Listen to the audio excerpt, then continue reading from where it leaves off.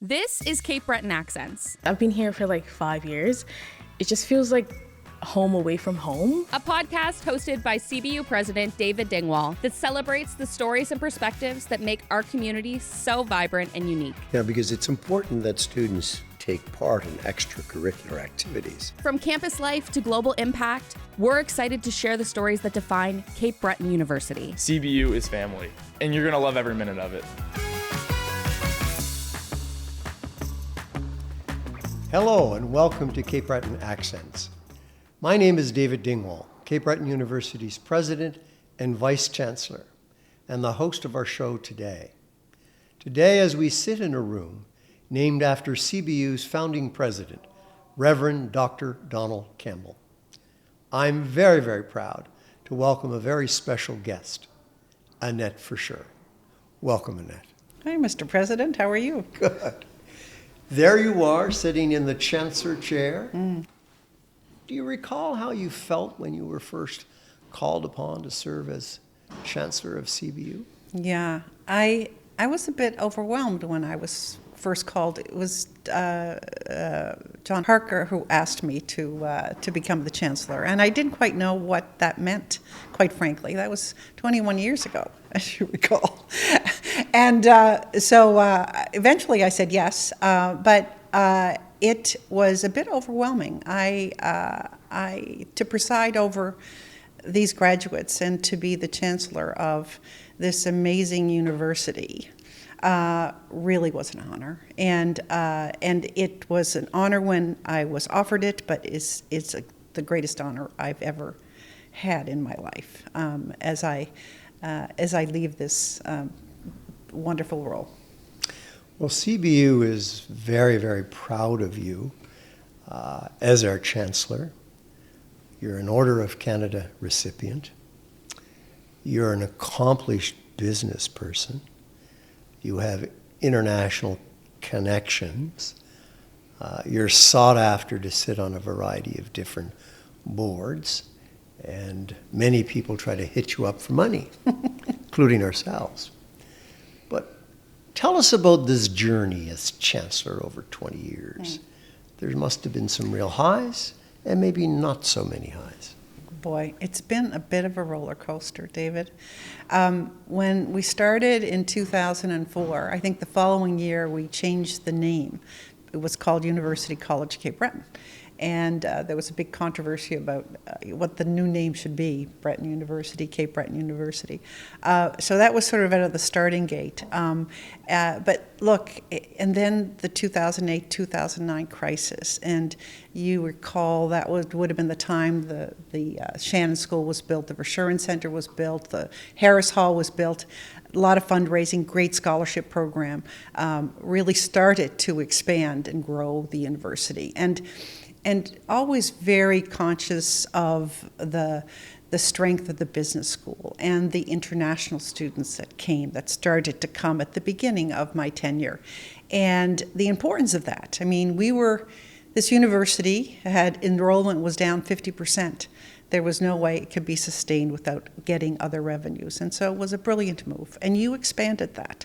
And, at the moment there may be some, challenges associated with that, but I'll tell you that in itself caused the impetus for a lot of growth that has been created since you've been here. But I think one of the big highlights also would be the Unama'ki College and the focus we had on programming, our academic programming towards the Indigenous peoples, First Nations people of Cape Breton. I think it's one of the reasons that we have such success here in terms of the Indigenous people. Education gives people voice. Education gives people confidence. Our nursing program, our education program, there's so much that I've seen grow in the university. I love the initiatives that you've taken in the growth. The Nancy Dingwall Health Center wellness being very important focus of yours, innovation being a very important focus of yours. the Discovery Center that's being built just outside this area here. It's just amazing. And of course, the Cape Breton Medical Campus. I think that will be one of your great legacies, the great legacy of Cape Breton University. I love that is being achieved, and 31st cohorts are starting that program. I think that will be seen as a beacon of success, and I think there'll be many other universities across the country will be looking at this program. So well done. Over the years, you've had some pretty good mentors. Mm-hmm. Where would you put Purdy Crawford in all of this process, both from a business point of view and in your leadership as Chancellor of the university? Well, I met Purdy Crawford in 1984. I was at Cape Breton. I was at DevCo, and he was a board member, and I presented the plan for the next 3 years to the board. And Purdy Crawford asked me very insightful questions. And how did I answer them? I guess not bad, because as I left that room, he said to me, "Annette, if you ever leave Cape Breton, talk to me first." And so that started that relationship. And in 1986, I left Cape Breton. But I stayed in touch with him, and a number of years later, I worked for him at Amasco as Vice President of Corporate Development. And so he is in my life forever. He and I both have a love for this university that was unrelenting. He saw the potential and the need for the economic and social focus of this university. And, really also with Joe Shannon developed the business school and worked really hard with the Indigenous community here. He loved this island, and he loved Cape Breton University. And I think he also loved you. I was honored. I was honored to be a part of his life. And you know what made Purdy different than any other leader that I saw during that time? He would sponsor me as a woman and as a leader. He saw the potential in me. And when he was around boardroom tables, he would represent and sponsor as opposed to, taking another route. He was, and I spent a lot of time with him. I spent a lot of time learning from him. I spent a lot of time, as a matter of fact, I was with him 2 days before he left this world. And we had the most amazing talk. And he was 83 years old at the time. And he and B was with us, and I'm very close to all his children. And David will be here, I think, for the for the event today. So he's been a big influence in my life. And so how has that affected your leadership style, both at the university and representing the university elsewhere, yeah, but also in your own private life? Mm-hmm. You've got a stellar reputation from coast to coast to coast. Mm-hmm. So what sort of impact did that have on you? He had an enormous impact on me. When I went to Upper Canada, I went to Montreal as well. I was introduced to the business community through him, also through the federal government to some degree because of the work I was doing at DevCo. But he opened the doors for me and did a really good job at opening the doors. Right? And he always said to me, "Annette, I'll get you introduced, you do the rest." And that was always his approach. But the things that I learned from that man, very inclusive leader, greatest listener I've ever met in my entire life, family man, lived his life more balanced than I think most other leaders live their lives. And I think that made him special, and I learned a lot from that. My family, my community, I love Cape Breton. I love this place. I love my family because the four members of my family, or 5 kids, and I'm the only one that left. But this is home to me, and so he taught me that balance, the importance of it. So tell us, in your role as Chancellor, are there any things that you're very proud of that you'd like to share with us today? I am so proud to have graduated Capers. I think 30,000 of them. Sarah counted them up one time for me. And from Cape Breton Island, from Nova Scotia, from the rest of Canada, from all over the world. That to me was the biggest thrill. To see their faces when they came across that stage to get their certificate, and to watch their families and see the pride and the love. And that moment in their lives, that milestone, really, that was the biggest thrill for me. Very nice, very nice. One of the things that I think you've done so well as Chancellor is that you've taken time with young women here in Cape Breton to assist them in their professional careers. There's a great list who've accomplished a great deal. What was the initiative behind that? Look, I think Rankin McSween was one of the people that talked to me about the potential of women in Cape Breton, and I saw it. And I worked in the coal mining business, and I saw how those women ran those homes, right? And how, and the strength of women in this community. So we brought some people together, some women together, and we call them the Voices. And it's amazing to see their growth. They're running organizations today, New Dawn, and it's really been amazing.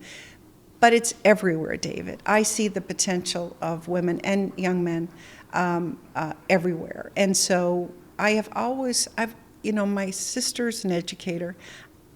As a business leader, I'm an educator.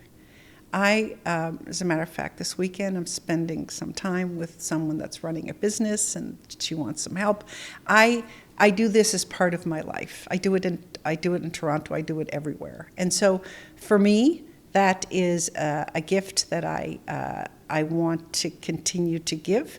And I think, look, women have such a big role to play in terms of the future of this country and the future of our society and the future of our economy. And so to me, I love to work with the underrepresented. And I see just an enormous potential. And to me, anything I can do to help along the way. But I can tell you that these young women that you have assisted and helped are so appreciative of your time, of your meaningful suggestions, and of course that clarion call that you've always had is persevere. Yeah. You're going to have stumbles, yes, you will. But persevere.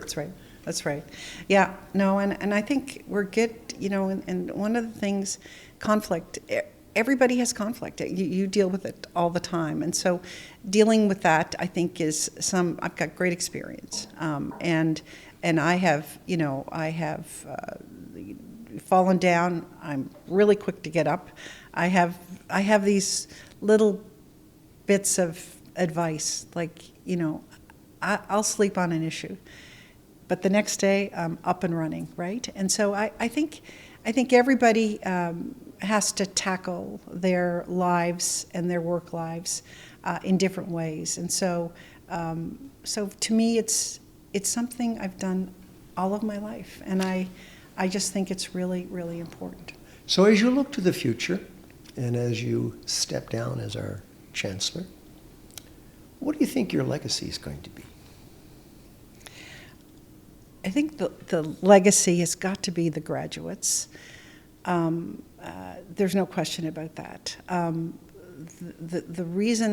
of the big reasons that I took this Chancellor job was to see economic growth on the island. I started as a development officer at DevCo. That's where my career started. I wanted to create jobs.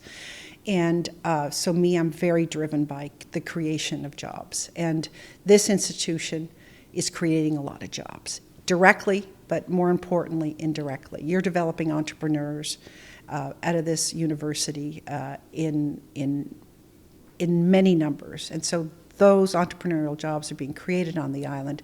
Very proud of the Verschuren Center and the biomanufacturing and refining that's going on there.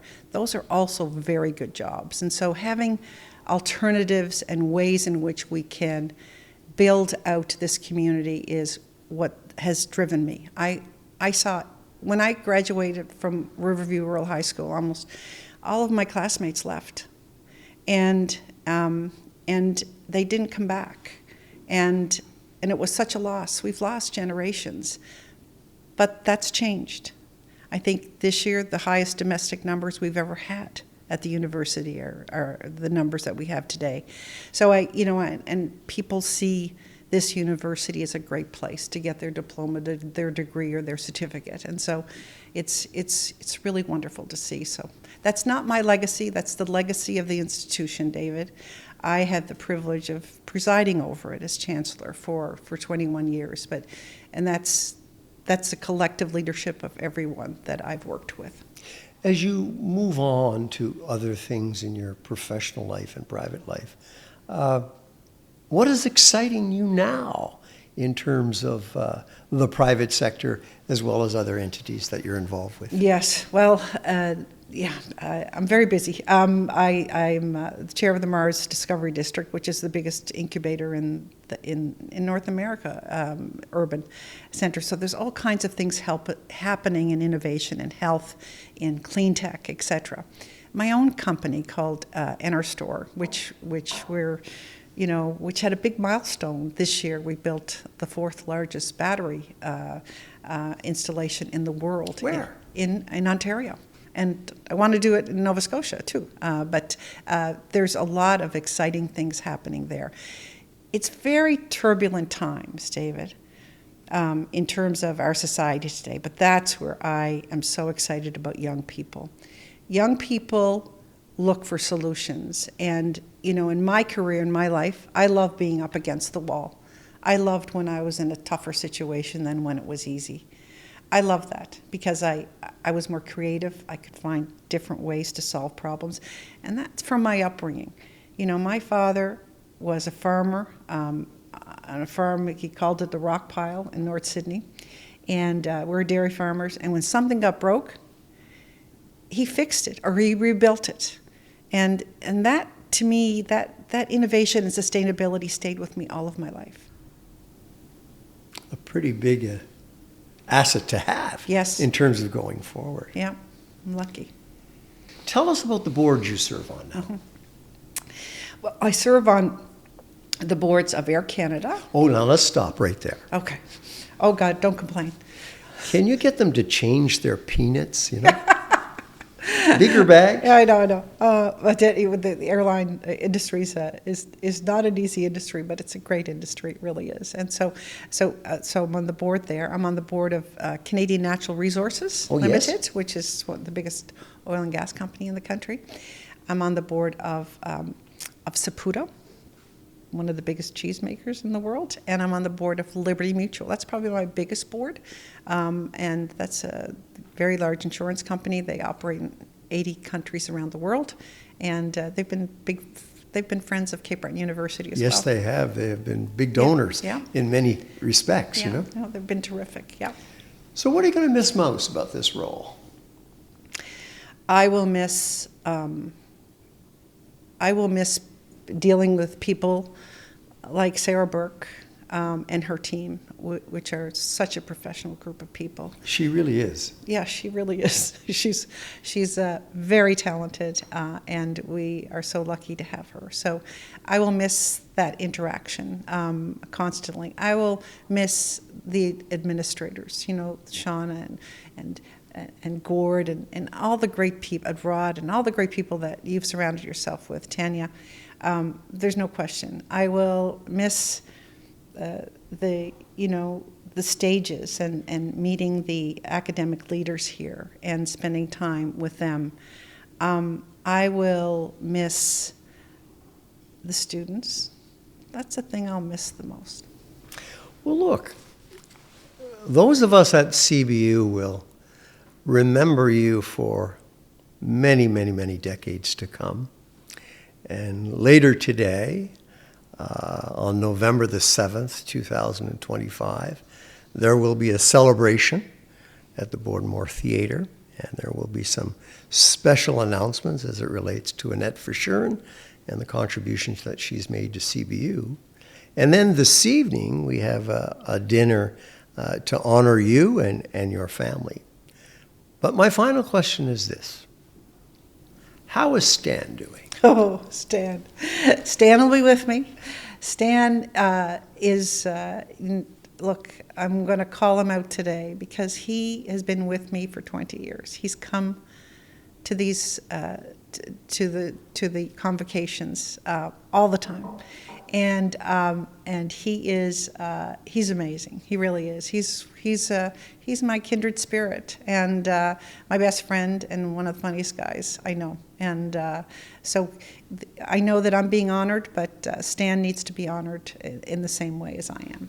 Well, please pass on to him that all of us at CBU are very, very appreciative of the contribution he's made to the university, made to you in terms of your role as Chancellor and as a private sector icon. Mm-hmm. And we're just so happy that both he and you will be with us later today as we further congratulate and thank Annette Verschuren. Thank you very much. I'm honored. Thank you.